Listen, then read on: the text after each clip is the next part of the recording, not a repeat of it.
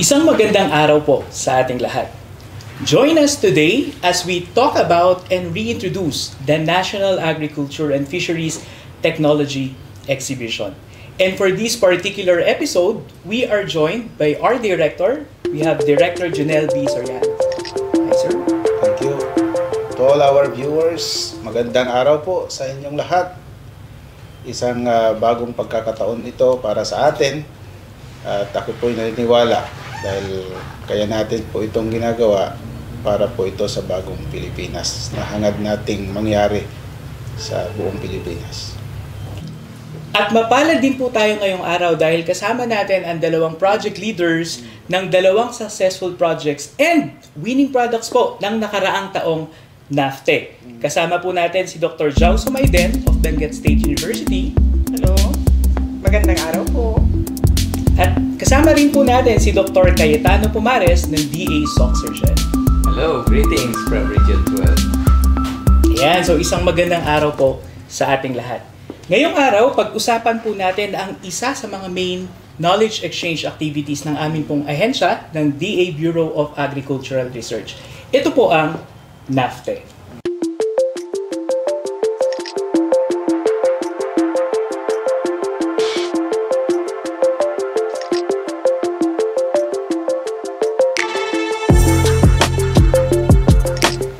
Director Jonel, ano po ba ang NTF na ngayon ay kilala natin bilang NAFTE? Bilang isang ahensya na siyang nagko-coordinate at kami din po ang nagbibigay ng funding pagdating sa mga proyekto sa ating bansa in partnership with our partners, implementing agencies such as state universities and colleges, regional field offices, national government agencies na hindi lamang Department of Agriculture, ay ginagawa po itong tinatawag nating Annual Agriculture and Fisheries Technoforum and Product Exhibition since then. No? Kaya ito pong activity na to ay talagang plinano po ng Bureau of Agricultural Research para po ma-highlight o mabigyan po ng pansin ang ating mga teknolohiya na part ito ng produkto ng ating mga investment o funding. At nagkaroon nga po tayo ng ganitong activity para, sabi ko nga, ay ma-disseminate yung ating mga teknolohiya na to at malaman din po ng ating mga kababayan na meron pala tayong ganitong teknolohiya. Yes. So, at dahil aware sila at nalaman po nila, maaring maisip po ng ating mga kababayan, lalo na ang ating mga magsasaka at mangingisda, na meron palang ibang options. As they know that they have their existing practices in farming, in developing products, at dahil sa pamamagitan po ng ating activity na to, maaring ma-realize nila na may iba palang pagkakataon para ma-improve yung kanilang mga sistema at the same time yung mga product na meron sila. Thank you, Director Jonel. So, that's what NAFTE is all about. And since 2007, ito ay tinawag or kinilala bilang NTF. Ngayon naman, after a year, kamustahin naman natin yung atin pong mga winners. And we are joined by the winner ng Most Innovative Non-Food Product, and we also have the winner of the Most Innovative Food Product. Ma'am Jao and Sir Cayetano, how was it like to bag these awards when you have joined the last year's NAFTE? Ma'am? Masaya. We were happy kasi we made BSU proud, and also with the proud din ang DA CAR because they are part of the research project. And at the same time po, kinakabahan kasi since mayroon kang award, parang meron kang dapat panindigan at panagutan. People will expect much from the product. And then kung titignan natin yun sa social media, ang daming mga vacuum fried vegetables na lumalabas. So parang andun yung takot mo na baka kung ano ang sabihin ng tao, or they have the tendency to compare the existing product with the product that you've developed. Kaya magkahalong saya at kaba po ang naramdaman. Yes, it was a mixed emotion, ano. But then, katulad nga ng sinabi ni Ma'am, masaya, ano, especially naipakita po natin sa DA Bar, ano, na yung amin pong investment, just like what Director General Soriano said a while ago, ay may pinapuntahan or pinatunguhan.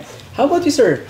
Sa atin naman, naging exciting kasi hindi natin iniisip nasa Mindanao tayo, Region 12, makukuha natin yung award para sa non-food product. At naging challenge din dahil paggawa natin ng product, ang dami nating competitors all over the region, 12 nga, at meron ding mga ibang product, yung non-food product at saka food products. So, doon sa amin, nakita namin na it is worthwhile at nagkaroon ng mixed emotion nga dahil to win a national product competition isang malaking pangalan para sa region. Ngayon, siguro ito rin yung perfect time for us to really highlight kung gaano ba kahalaga, kung ano ba ang importansya ng isang technology exhibition. Ang NAFTE ay kailangan po natin. Dahil hindi po sapat na alam ng ating mga researchers, ang ating mga scientists, na meron silang ganong talino para makabuo ng isang teknolohiya. At wala pong kakayahan ng ating mga researchers para ipaalam ito sa buong Pilipinas. Kahit nga po, lalo na po sa ating mga magsasaka.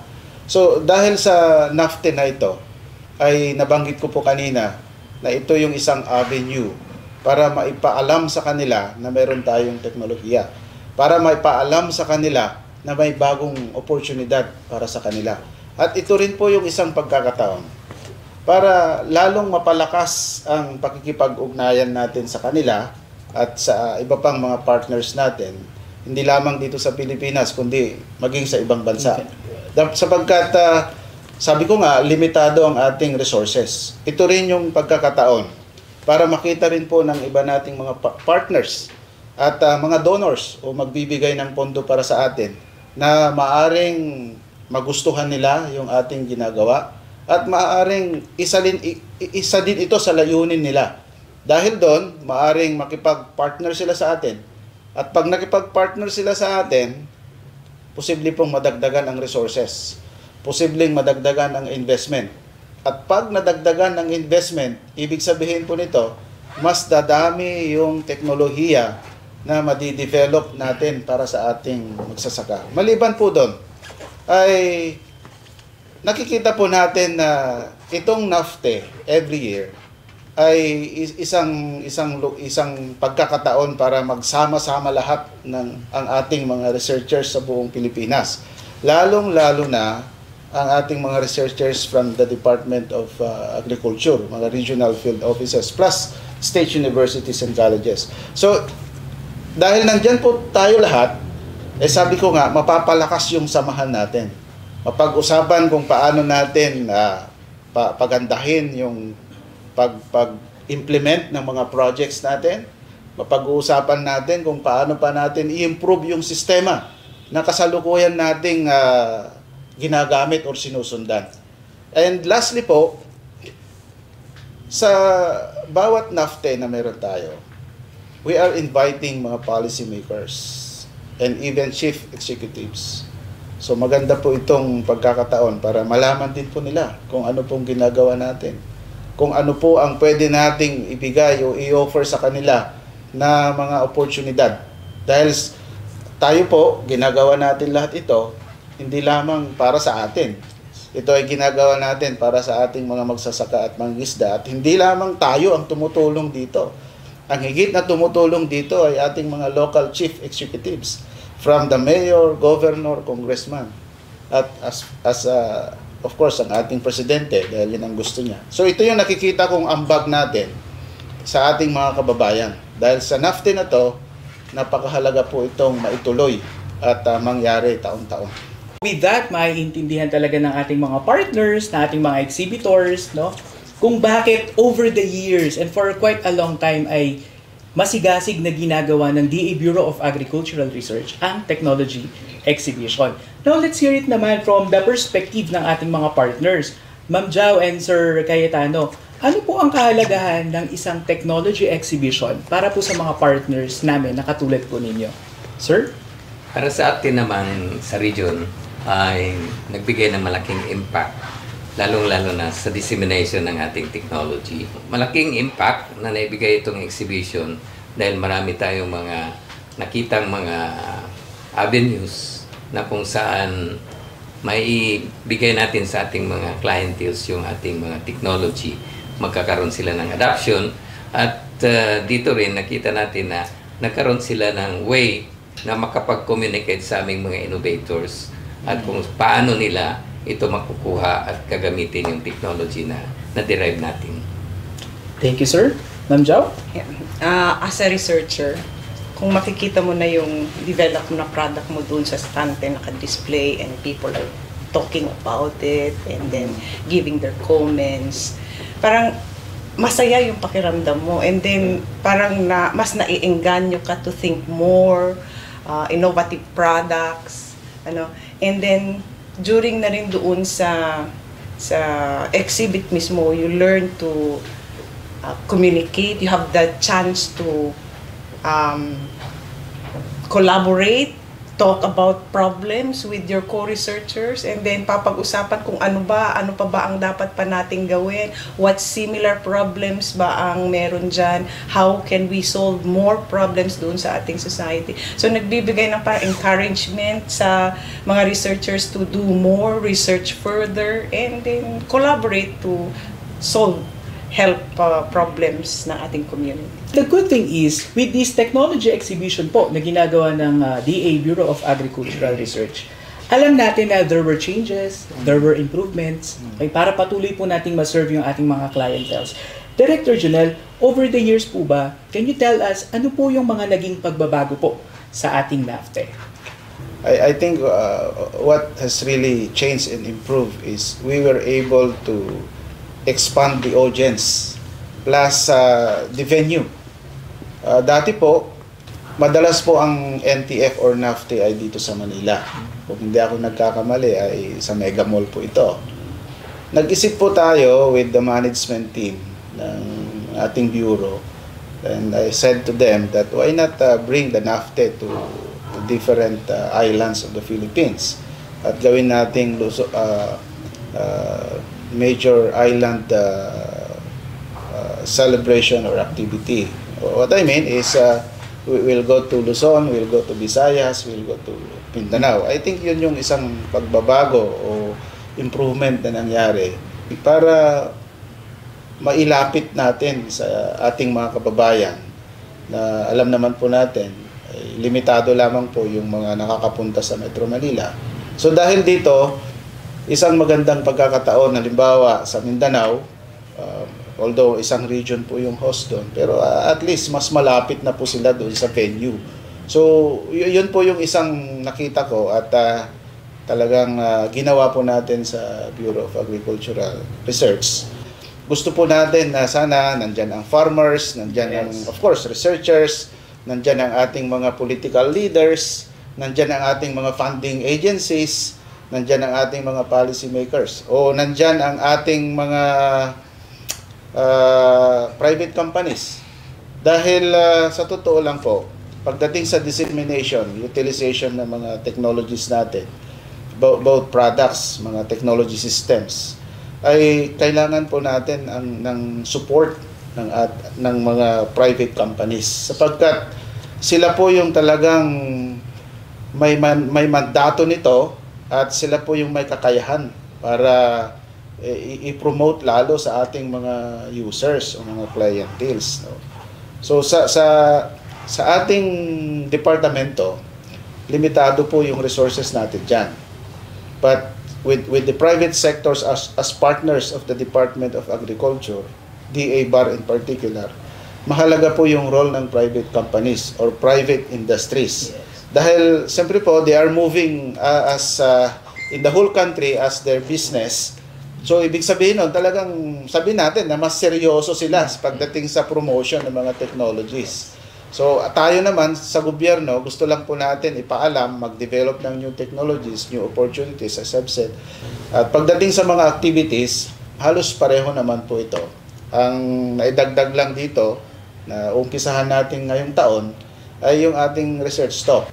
Thank you, Director. Tsaka siguro iba din yung pakiramdam, maybe from our from the perspective na ating mga partners, iba din yung pakiramdam na pinuntahan kayo ng DA Bar at iba din yung pakiramdam siguro na yun nga doon natin idinadaos yung technology exhibition.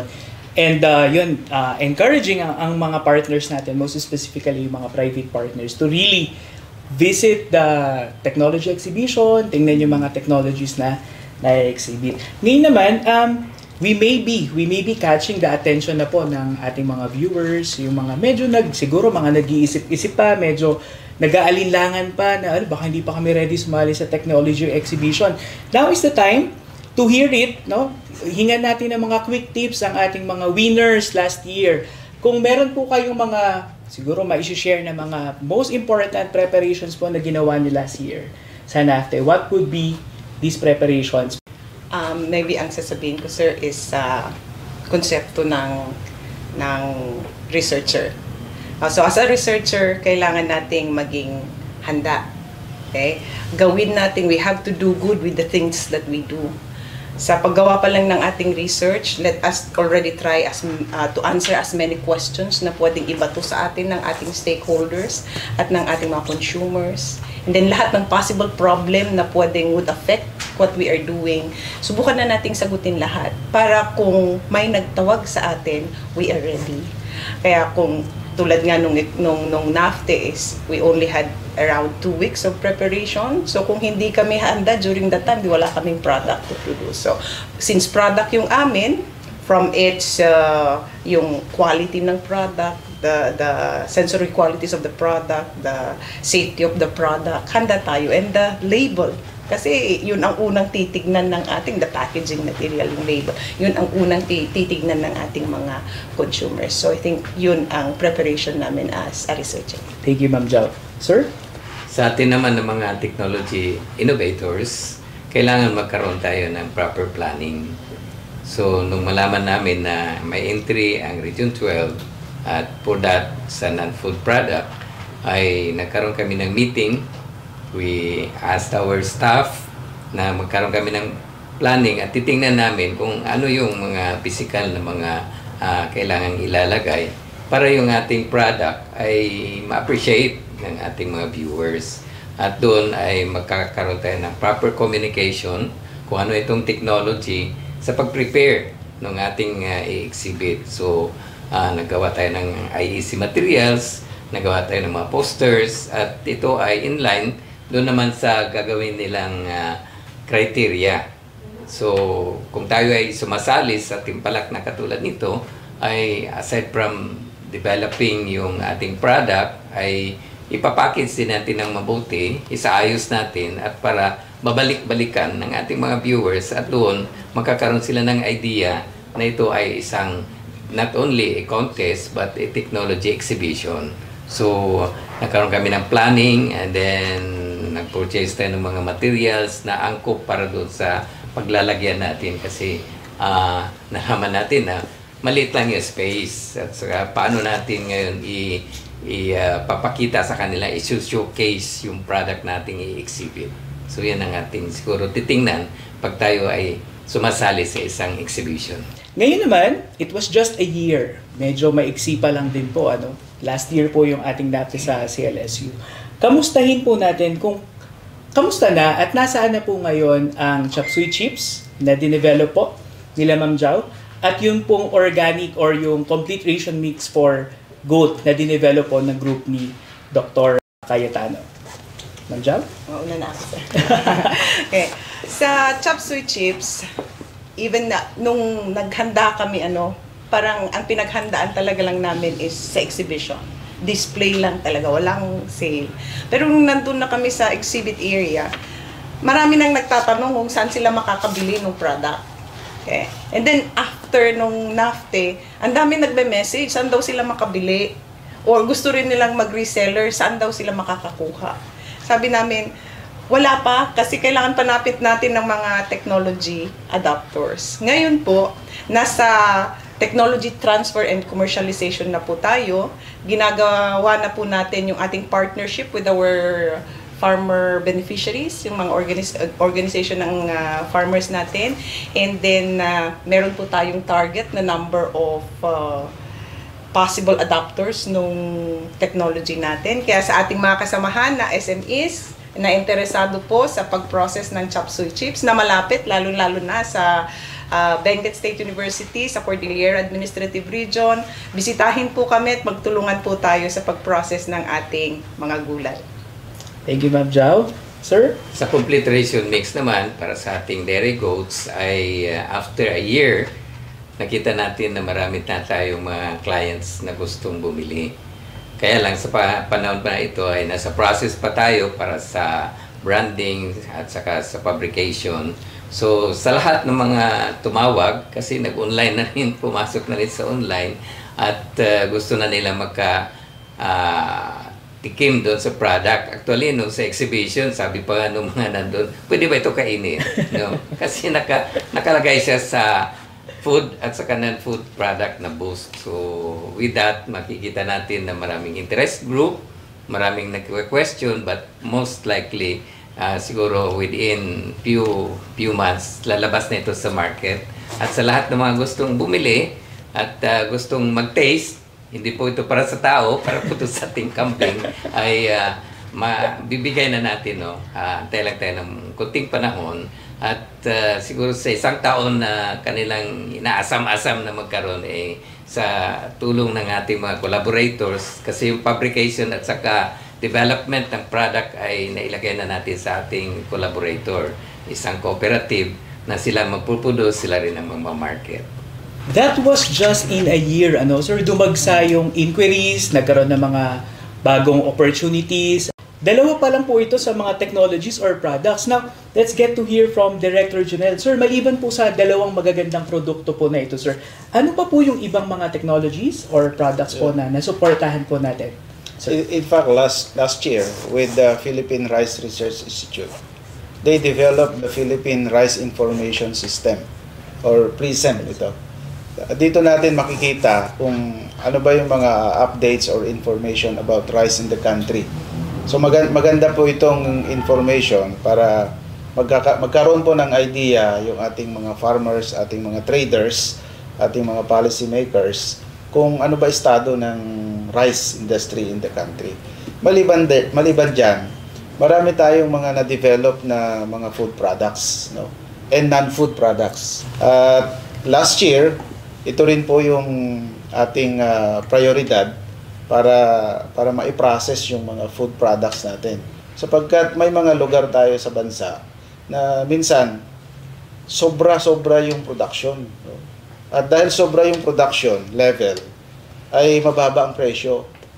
So, we need to develop new products para tumaas yung value nitong mga products natin. Kaya natin na-develop ito because we invested money. Halimbawa, sa ating mga magsasaka, gumastos sila dyan. Tapos napaganda nga yung ani, ang baba naman ng presyo. So, umiiyak yung ating mga farmers and fishers yan. So, kaya ito yung prioridad po ng ating bureau para matulungan itong ating mga magsasaka at mangingisda. Ngayon naman, nearing towards, we're all looking forward. I know we are all excited. Sa June, katulad ng sinabi ni Director Jonel kanina, we're bringing the NAFTE closer sa ating pong mga partners. And for this particular year, bibisitahin po natin ang Mindanao. Ngayon, sir, ano yung mga pinakamahalagang nangyari last year? And ano pa po yung dapat abangan ng ating mga partners for this upcoming NAFTE? Actually, after the pandemic, last year lang tayo nakapag-host, nakapag-conduct ng NAFTE after the pandemic. So, ilang taon yun na natigil. But we were surprised because out of the total number of exhibitors, which is around 30, hindi po namin inasahan yun. Ang alam namin, dahil nagkaroon ng pandemic, hindi nakapag-develop ng technologies yung ating mga implementing agencies. Pero we were surprised because there were 30 participating agencies or exhibitors. That includes private companies. So sumali po sila last year sa CLSU. Maliban doon, nakapag-conduct pa rin tayo ng seminar. I think we conducted and organized a 2-day seminar series where selected topics across the countries are highlighted during that seminar. Maliban doon, we also launched newly developed products. This is about the waste of dragon fruit and turned into I think food supplements. Yes, sir. So yun yung nilaunch natin. Yes. And bukod dun sa new products, in fact, ito nga po yung isa sa mga highlights ng ating NAFTE, that whatever newly developed projects or technologies, yun po yung gusto nating mai-highlight at maipaalam sa ating mga nangangailangan. So yun yung natatandaan ko last NAFTE last year at CLSU, na kung saan po ay dinagsa tayo ng napakaraming mga audience. Yes. From universities, local government units, from national government agencies. Ngayon naman po, so ilan lamang yun sa mga dapat abangan ng ating mga R4D partners, and katulad nga ng sinabi natin kanina, we're always trying our best to innovate, magdagdag na mga naiiba at magaganda pang aspekto nung NAFTE para patuloy po nating matulungan ng ating mga partners.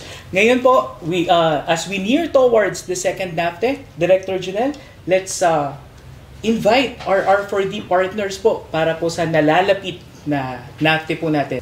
With the Regional Field Office Region 10 as our partners for the 2024 NAFTE, we would like to invite everyone, our partners, our researchers, our farmers, our policymakers, to join us for the 2024 NAFTE to be held on June 4 to 6 at the Atrium, Cagayan de Oro City in Region 10 po ito. At kami po ay nakahanda na po para ilahad sa inyo ang isang mas pinaghandaang NAFTE this year compared last year.